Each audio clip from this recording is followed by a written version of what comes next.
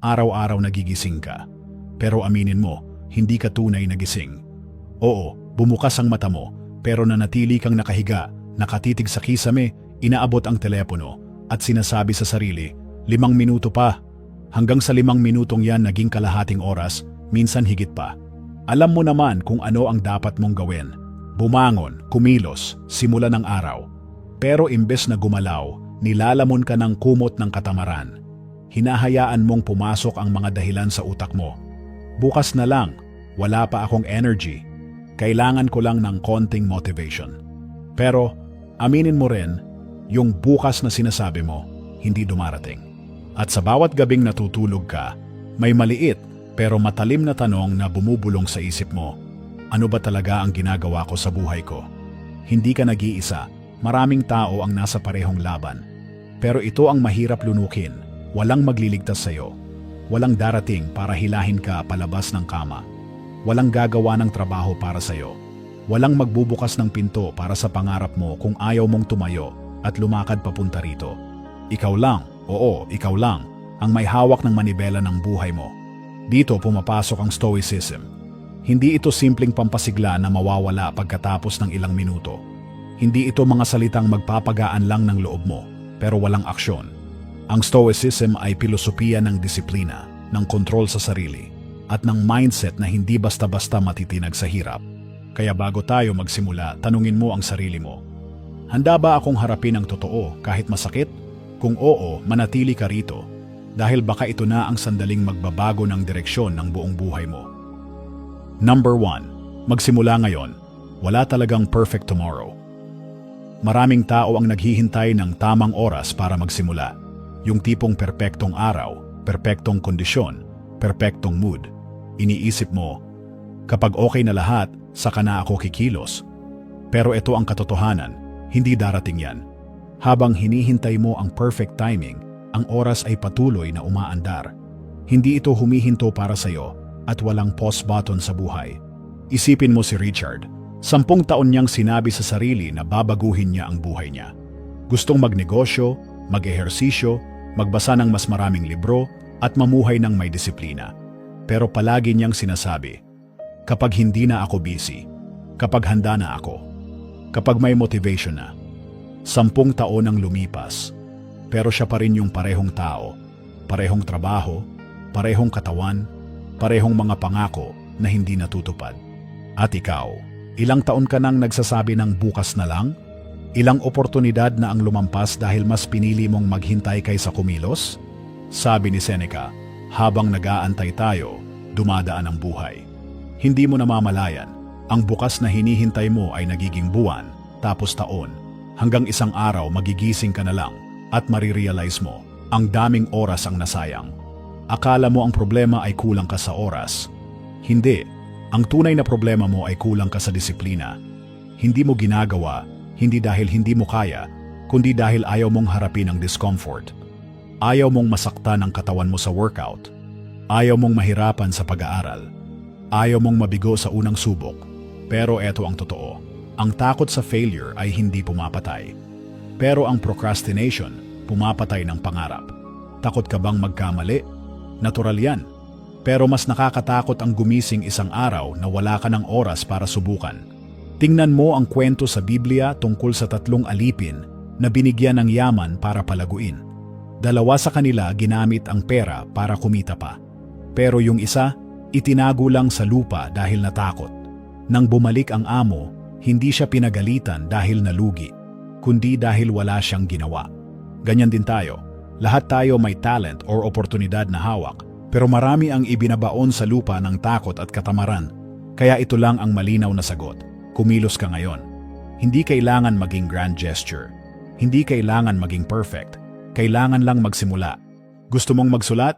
Buksan ang laptop at itype ang unang pangungusap. Gusto mong mag-ehersisyo? Maglakad ka lang ng 10 minuto ngayon. Gusto mong magnegosyo? Gumawa ng simpleng plano ngayong gabi. Walang magic sa perfect moment. Ang meron lang ay perfect action. At yun ay aksyon na ginagawa ngayon. Kapag dumating ang bukas, pipili ka ulit. Mag-uumpisa na ba ako? O bukas na lang ulit? Tandaan, may 100 lang patungo sa greatness. At ito ay daang tinatahak ng mga taong kumikilos kaagad. At ang unang hakbang, nagsisimula sa mismong sandaling ito. Number 2. Win the morning, win the day. Tanungin mo ang sarili mo, sino ka sa unang segundo ng umaga? Ikaw ba yung taong pipindot agad ng snooze at babalik sa tulog? O ikaw yung tatayo agad, haharap sa araw, at magdedeklara, ako ang may control ngayon? Marami ang nag-aakalang maliit lang ang epekto ng unang 5 minuto paggising. Pero sa totoo lang, dito nasusukat kung panalo o talo ka sa buong araw. Kung sa unang laban pa lang, pagbangon mo, sumuko ka na, paano mo haharapin ang mas malalaking laban? Si James ay may malaking pangarap, magpapayat, umasenso sa career, at maging disiplinado. Pero tuwing tutunog ang alarm, pipindutin niya ang snooze, 1, 2, minsan 3 beses. Sa oras na bumangon siya, nagmamadali na siya, walang oras mag-ehersisyo, walang oras magplano, at ubos na ang energy bago pa man magsimula ang araw. Sa gabi, pangako niya sa sarili, bukas, babawi ako. Pero paulit-ulit lang ang cycle. Si Marcus Aurelius mismo ang nagsabi, sa umaga, kapag tinatamad kang bumangon, sabihin mo sa sarili mo, trabaho ko bilang tao ang kumilos. Hindi mo trabaho na manatiling nakahiga at yakapin ang kumot ng katamaran. Trabaho mo na bumangon at gawin ang dapat gawin, kahit walang gana. Bakit mahalaga ang umaga? Dahil ito ang unang battle mo sa araw. At kapag nanalo ka sa unang battle, may momentum ka para manalo sa susunod.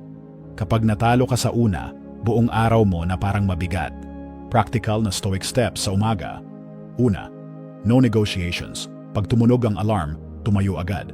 Walang usapan sa sarili. Pangalawa, do one quick action. Push up, inom ng malamig na tubig, deep breathing, o pagbasa ng isang page ng libro. Kahit maliit, basta may galaw. Pangatlo, find your reason. Kung wala kang malalim na dahilan para bumangon, wala kang gana. Alamin kung para saan ka lalaban araw-araw. Isipin mo ang isang sundalo. Sa battlefield, hindi pwedeng late. Hindi pwedeng 5 minuto pa. Kasi bawat segundo may epekto. Ganoon din sa buhay mo, maaari mong hindi napapansin. Pero ang maliliit na talo sa umaga ay unti-unting kumakain sa disiplina mo. May 2 landas lang tuwing paggising. Landas ng comfort, pindot snooze, balik tulog at hayaang lumipas ang araw na parang wala lang. Landas ng disiplina, bumangon agad, gawin ang unang hakbang at iset ang tono ng buong araw. Kung gusto mong magbago, simulan mo sa unang 10 minuto ng umaga mo. Dahil kung kaya mong talunin ang sarili mong katamaran sa umaga, kaya mong talunin ang kahit anong hamon sa buong araw. Number 3. Piliin ang disiplina kaysa sa feelings. Ilang beses mo na bang sinabi sa sarili mo, bukas, babangon ako ng maaga. Bukas, magwo-workout ako. Bukas, mas magsisipag ako. Pero pagdating ng bukas, ano nangyari? Nag-snooze ka ulit. Nag-scroll sa phone, kumain ng junk food. At nawala na naman ang araw mo. Bakit ganito? Kasi masyado kang umaasa sa feelings. At ang feelings, pabago-bago. Ngayon ganado ka, bukas tamad ka. Ngayon motivated ka, bukas wala kang gana. Ang utak natin ay madaling mabihag ng dopamine. Yung instant reward na biglang nagpapasaya sa'yo pero walang tunay na value. Nakakaramdam ka ng stress, kain ng matatamis. Nababagot ka, scroll sa social media. Walang gana magtrabaho, nood ng random videos. Sa bawat paghabol mo sa madali at mabilis na pleasure, tinuturuan mong maging mahina ang sarili mo. Unti-unti, nagiging addict ka sa mabilis na ligaya. At tinatanggihan mo ang mga bagay na mahirap pero mahalaga. Ito ang stoic truth. Ang emosyon ay hindi laging mapagkakatiwalaan. Hindi mo kailangang mag-feel ready bago kumilos. Hindi mo kailangang ma-motivate bago magtrabaho. Hindi mo kailangang nasa mood bago magdisiplina.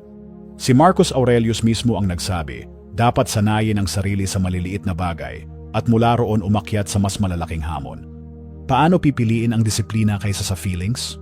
Una, iwasan ang cheap dopamine. I-off ang notifications, limitahan ang social media, tigilan ang emotional eating. Palitan ito ng activities na may tunay na value, ehersisyo, pagbabasa, pag-aaral ng bagong skill. Pangalawa, gawin kahit walang gana. Kung mas tamad ka, mas lalo mong kailangang kumilos. Dahil ang disiplina ay muscle, lumalakas sa paulit-ulit na paggamit. Pangatlo, yakapin ang mahirap. Kung madali lang, hindi mahalaga. Kung bihirang gawin ng karamihan, doon mo dapat ituon ang effort mo. Isipin mo ang isang lungsod na walang pader, madaling sakupin ng kahit sinong kaaway. Ganoon din ang taong walang disiplina, madaling talunin ng sariling kahinaan. Sabi sa Biblia, ang taong walang self-control ay parang lungsod na winasak at walang pader. Kaya simula ngayon, tigilan mo na ang paniniwala sa ideya na kailangan mo munang maramdaman bago kumilos. Dahil ang totoo, ang nararamdaman mo ay madalas kalaban ng gusto mong marating. Hindi disiplina ang bunga ng motivation. Motivation ang bunga ng disiplina. Kapag kumilos ka kahit walang gana, doon unti-unting nabubuo ang momentum. At sa tuwing pipiliin mo ang disiplina kaysa sa feelings, pinapatibay mo ang sarili mong pader laban sa katamaran, procrastination, at takot. Number 4. Buhay mo equals daily habits mo. May parte sa utak natin na tinatawag na basal ganglia. Ito ang responsable sa paggawa at pag-iimbak ng mga habits. Kapag paulit-ulit mong ginagawa ang isang bagay, automatiko na itong kinokontrol ng utak mo. Hindi mo na iniisip kung paano magsipilyo, magtali ng sintas, o mag-type sa keyboard, habit na kasi. Pero tandaan, ang utak mo ay walang pakialam kung ang habit mo ay mabuti o masama. Kung araw-araw ay gigising ka at magsuscroll muna ng social media bago bumangon, habit yan. Kung palagi kang gumagawa ng excuse para hindi mag-exercise, habit din yan. Kung lagi mong sinasabi bukas na lang at hindi tumutupad, habit pa rin yan. At ito ang masakit. Ang maliliit na habits na inuulit mo araw-araw, iyon ang nagdidikta ng direksyon ng buhay mo. Hindi ang isang malaking desisyon ang bumubuo ng success o failure, kundi ang mga paulit-ulit na maliit na desisyon na ginagawa mo araw-araw. Stoic Formula for Winning Habits. 1. Master your thoughts. Alamin kung alin ang kaya mong kontrolin at alin ang dapat mong bitawan. Kung hindi mo hawak ang resulta, huwag mong sayangin ang energy sa pag-aalala. 2. Build discipline. Hindi sapat ang motivation. Mawawala at mawawala yan. Pero ang disiplina, kahit wala kang gana, kumikilos ka pa rin. 3. Maintain focus. Karamihan ng tao, palipat-lipat ng goal, natatabunan ng distractions, notifications, at walang kwentang gawain. Kung gusto mong manalo, kailangan mong alisin ang ingay at ituon ang lahat ng effort mo sa isang malinaw na target. 4. Take action. Kahit gaano ka katalino, wala pa ring mangyayari kung wala kang ginagawa. Ang kaalaman na walang aksyon ay walang silbi. Isipin mo ito, ang isang tao na araw-araw ay nagbabasa ng 10 pahina ng libro, magwo-workout ng 30 minuto, at nagsisave ng kahit maliit na halaga. Makalipas ang isang taon, ibang-iba na ang buhay. Pero ang isang tao na araw-araw ay nagpapaliban, gumigising ng late, at inuuna ang walang kwentang bisyo, makalipas ang isang taon, mas malala pa ang kalagayan kaysa dati. Si Marcus Aurelius ay laging nagpapaalala, huwag kang magsayang ng oras sa pakikipagtalo kung ano ang mabuting tao, maging isa ka. Ang ibig sabihin, tumigil ka sa kakaplano at kakaisip. Gawin mo na. Kung gusto mong magbago ang buhay mo, hindi mo kailangan maghintay ng bagong taon o espesyal na okasyon. Kailangan mo lang baguhin ang ginagawa mo ngayon at ulitin yun araw-araw hanggang maging natural na sayo. Remember, ang habits mo ang nagdidikta kung sino ka bukas. Kung gusto mong maging disiplinado, magsimula ka sa maliliit na disiplina ngayon. Kung gusto mong maging matagumpay, magsimula ka sa maliliit na tagumpay ngayon. At kung gusto mong magbago ang buhay mo, magsimula sa isang tamang habit ngayon at ulitin bukas at sa makalawa hanggang maging ikaw na mismo ang embodiment ng disiplina at stoic mindset. Number 5. Greatness always requires sacrifice. Maraming tao ang nagsasabing gusto nilang maging matagumpay. Gusto nilang maging healthy, yumaman, umangat sa career at magkaroon ng disiplina. Pero kapag tinanong mo kung ano ang kaya nilang isuko para makuha yon, biglang natahimik. Dahil ito ang totoo, walang greatness na libre. Lahat may kapalit. At kadalasan, ang kapalit ay sakripisyo. Kung gusto mong maging mayaman, kailangan mong isuko ang ilang oras ng leisure para magtrabaho at matuto. Kung gusto mong maging malakas ang katawan, kailangan mong iwan ang junk food, puyat at bisyo. Kung gusto mong maging matalino at malalim mag-isip, kailangan mong bawasan ang walang kwentang entertainment at palitan ito ng pagbabasa at pag-aaral. Hindi pwedeng gusto mo ng extraordinary life pero takot ka sa hirap. Hindi pwedeng gusto mo maging warrior pero ayaw mo sa battle scars. Tingnan mo sina Marcus Aurelius at Epictetus. Si Marcus Aurelius, kahit emperor, hindi nagpakalulong sa luho. Araw-araw niyang nilalabanan ang tukso, inaayos ang emosyon, at pinalalakas ang isip. Si Epictetus naman, dating alipin. Dumaan sa sakit at kahirapan, pero doon siya tumibay at naging isa sa pinakadakilang pilosopo ng Stoicism. Pareho silang may isang bagay na alam, walang tunay na tagumpay ng walang sakripisyo. Si James, isang ordinaryong tao, gustong magkaroon ng fit na katawan. Pero ayaw tumigil sa fast food at late night binge. Gusto niyang umasenso sa trabaho, pero inuuna ang paglalaro at panonood ng series. Araw-araw niyang sinasabi, bukas na lang. Pero taon na ang lumipas, wala pa ring pagbabago. Ikaw, baka may James sa loob mo. Baka araw-araw mo ring pinapaniwalaan ang sarili mong excuses. Sabi ni Seneca, walang taong tunay na masaya kung hindi siya kailanman nasubok. Kung takot ka sa hirap, takot ka ring makita ang totoong kapasidad mo. Kaya kung seryoso ka sa greatness, kilalanin ang mga bagay na humihila sa iyo pababa. Putulin ang mga ito ng walang panghihinayang. Palitan ng mga gawain na nagtutulak sa iyo pasulong. Minsan, hindi masakit ang sakripisyo, nakakatakot lang sa una. Pero kapag tiningnan mo ang buhay mo makalipas ang ilang taon, makikita mong ang mga bagay na isinuko mo noon ay yun pala ang mga laso na pumipigil sa iyo. Sabi sa Biblia, sino man ang nagnanais iligtas ang kanyang buhay ay mawawala ito. Ngunit ang handang isuko ito alang-alang sa akin ay magkakamit nito. Hindi ka yayaman, lalakas, o uunlad kung lagi mong pipiliin ang komportable. At kapag natutunan mong isuko ang hindi mahalaga, doon ka lang tunay na uunlad. Number 6. Comfort is the enemy of growth. Tanungin mo ang sarili mo, bakit kaya hindi ka pa naroroon sa gusto mong marating? Kadalasan, hindi dahil kulang ka sa talino o oportunidad. Hindi rin dahil malas ka. Ang totoong dahilan, masyado kang komportable. Comfort ang unti-unting pumapatay sa pangarap mo.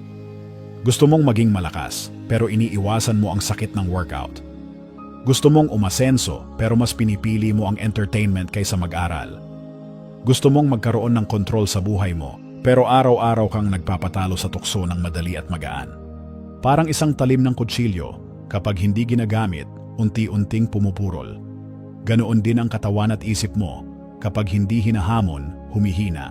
Isipin mo ang isang tao na 8 oras nakaupo sa opisina, uuwi, hihiga sa sofa, at magne-Netflix hanggang makatulog. Pagdating ng ilang taon, sumasakit na likod niya, humihina ang tuhod, bumababa ang energy. Ang iniisip niya, tumatanda na kasi ako. Pero ang totoo, hindi edad ang dahilan, kundi neglect. Ganito rin ang utak, kapag pinapakain mo lang ng mababaw na content, chismis at paulit-ulit na drama, huwag mong asahang magiging malinaw ang focus mo o matalas ang pag-iisip mo. May tinatawag na neuroplasticity, ang kakayahan ng utak na mag-adapt, depende sa kung paano mo ito ginagamit. Kapag palagi kang nagpapadali, nasasanay ang utak mo sa pagiging tamad. Kapag iniiwasan mo ang mahirap, nasasanay ito sa pagiging mahina. Pero kapag hinaharap mo ang hamon, pinipili ang mahirap at lumalabas sa comfort zone. Unti-unting nagbabago ang wiring ng utak mo. Lumalakas ka, tumitibay ka. Si Epictetus ang nagsabi, ang hirap ay siyang nagpapakita kung sino ka talaga. Isipin mo ang isang marathon runner. Hindi siya nagising isang araw at tumakbo ng 42 kilometro agad. Araw-araw, tinutulak niya ang sarili na dagdagan ng distansya kahit masakit, kahit mahirap. At sa bawat pagod, doon siya nagiging mas malakas. Gusto mo ng growth? Gawin ito. Sadyain ang mahirap. Piliin ang opsyon na magpapalakas sa'yo, hindi yung pinakamadali. Harapin ang takot. Kung kinakatakutan mo, malamang doon ka dapat lumakad. Gamitin ang discomfort bilang training. Lahat ng struggle ay opportunity para palakasin ang isip at katawan. Sabi sa Biblia, sa pamamagitan ng pagtitiis, matatamo ninyo ang inyong buhay. Kung gusto mong mabuhay ng mas malakas at mas may direksyon, kailangan mong yakapin ang hirap. Hindi bilang parusa, kundi bilang proseso ng paghubog sa sarili. Tandaan, walang tunay na growth sa loob ng comfort zone. Kung gusto mong lumaki, lumabas ka rito. Kung gusto mong magbago, humanap ng laban. At kung gusto mong manalo, Magsimula sa unang hakbang na kinatatakutan mo. Number 7. Small wins every day make the difference. Ilang beses mo na bang sinabi sa sarili mo, magbabago na ako? Ilang beses ka na bang gumawa ng grand plan? Magpapayat, mag-iipon, aaralin ng bagong skill, pero matapos ang ilang araw, bumalik ka rin sa dating gawi? Walang masama sa pagkabigo. Ang masama ay yung paniniwala na para magbago, kailangan ng isang malaking dramatic na pangyayari. Iniisip mo, kailangan ng perfect moment o biglang bugso ng motivation. Pero ang totoo, ang pagbabago ay hindi nangyayari sa isang malaking hakbang, kundi sa maliliit na consistent na hakbang araw-araw. May isang lalaking nagngangalang Mark. Palagi siyang nangangarap magbago, pero nadadala lagi sa overwhelm. Iniisip niya, kailangan kong mag-gym ng 1 oras araw-araw, kumain ng sobrang linis, at magbasa ng 3 libro sa 1 buwan. Dahil sa laki ng plano, natatakot siyang magsimula. Isang araw, binago niya ang approach. Wala ng grand target. Gumawa lang siya ng 1 maliit na aksyon kada araw, 5 push-ups sa umaga. 1 pahina ng libro bago matulog. 1 maliit na task na may kinalaman sa trabaho o goal niya. Sa una, maliit lang ang epekto. Pero makalipas ang 1 linggo, naging habit. Makalipas ang 1 buwan, mas magaan na sa kanya. Makalipas ang 1 taon, ibang tao na siya. Hindi dahil sa isang malaking hakbang, kundi sa mga maliliit pero tuloy-tuloy na panalo. Bakit mahalaga ang small wins? Dahil hindi mo binibigyan ang utak mo ng chance na mag-overthink. Dahil pinapalakas nito ang disiplina mo sa paraang hindi nakakapagod. Dahil kapag nag-iipon ang maliliit na panalo, nagiging malaki ang resulta. Si Marcus Aurelius ang nagsabi, huwag ka nang magsayang ng oras sa pakikipagtalo kung ano ang mabuting tao, maging isa ka. Sa madaling salita, tigilan mo na ang kakaplano at kakadiskarte sa isip. Simulan mo ngayon, kahit maliit lang. Paano ka magsisimula? Pumili ng isang simpleng gawain na makakatulong sa goal mo. Ipatupad ito araw-araw kahit wala kang gana. Huwag maghanap ng instant result. Magtiwala sa proseso. Kung gusto mong magbago ang katawan mo, magsimula sa 10 minuto na lakad araw-araw. Kung gusto mong maging mas matalino, magbasa ng 1 pahina kada gabi. Kung gusto mong mas maging productive, tapusin ang 1 maliit na task bago magbukas ng social media. Sabi sa Biblia, ang tumitingin sa hangin ay hindi magtatanim at ang tumitingin sa ulap ay hindi mag-aani. Kung hihintayin mo ang perfect condition, hindi ka magsisimula kailanman. Pero kung pipiliin mong magtanim araw-araw, kahit maliit lang, siguradong may aanihin ka balang araw. Tandaan, ang liit ng panalo ngayon ay maaaring maging pinakamalaking dahilan ng tagumpay mo bukas.